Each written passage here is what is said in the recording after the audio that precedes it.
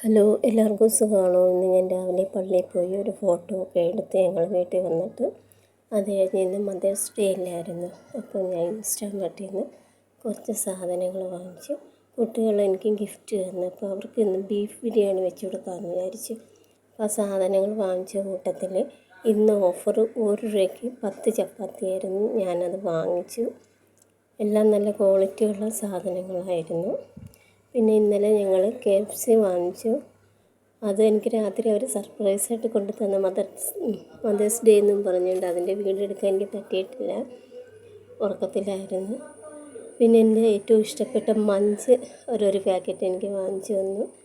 അപ്പോൾ ഇന്ന് നല്ലൊരു ദിവസമായിരുന്നു. എല്ലാ മദേഴ്സിനും എൻ്റെ ഹൃദയം നിറഞ്ഞ ഹാപ്പി മദേഴ്സ് ഡേ.